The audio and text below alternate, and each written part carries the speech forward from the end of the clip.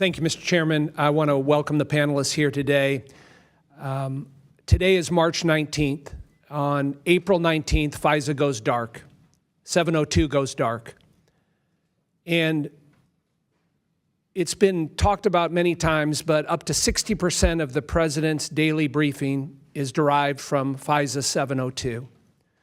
And we look at the successes that we've had in protecting the homeland and also the conflicts the U.S. has been involved with, the flawless operation in Venezuela, Operation Fury in Iran, troop protection, the successes we've had on the battlefield in Ukraine, the recovery and release of the Hamas hostages in the tunnels in Israel, all derived from FISA 702.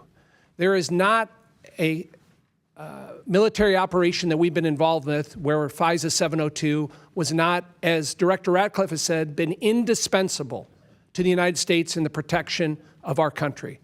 Director Patel has also said FISA 702 is indispensable. We're 30 days away from it going dark. Director Ratcliffe, can you clarify the President's position on an 18-month clean reauthorization and how that's going to proceed moving forward? Congressman, thank you, and thank you for highlighting this issue. So the President is in favor of an 18-month clean reauthorization of FISA 702, and I would add to that, I'm heartened by the fact to hear that the chairman of this committee and the ranking member are in agreement with that. And I know there's bipartisan support for that, and there should be.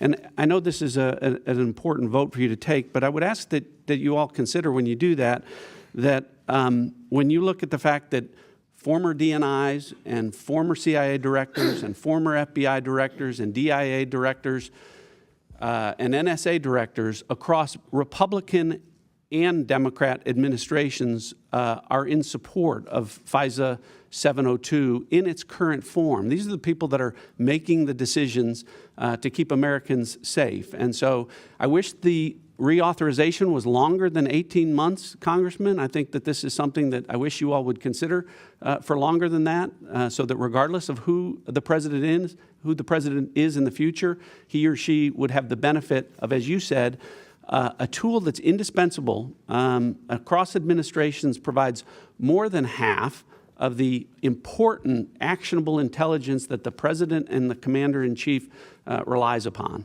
Thank you for that. Director Gabbard, you're supportive of the 18-month extension the President's seeking without a warrant requirement? That is the President's position, and that is the position of the intelligence community. And you will be supporting that, correct?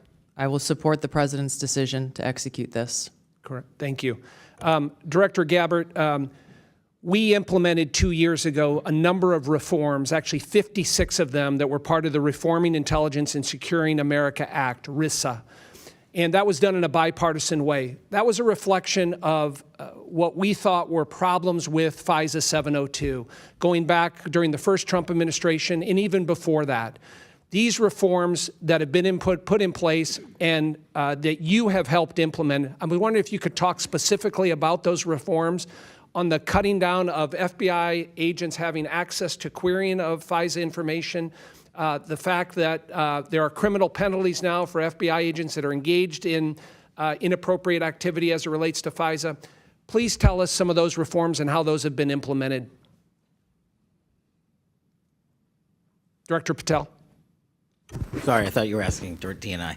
Absolutely. So we've gone above and beyond what RISA requires since I became director 13 months ago.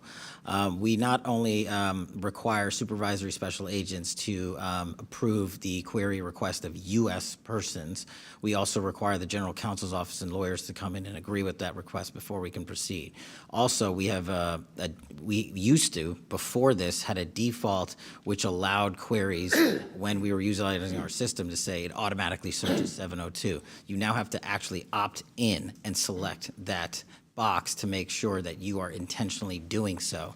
On top of that, we've reduced the number of personnel at the FBI from 6,600 before I got there to 3,500 that have access to it, not that use it, but that have access to it.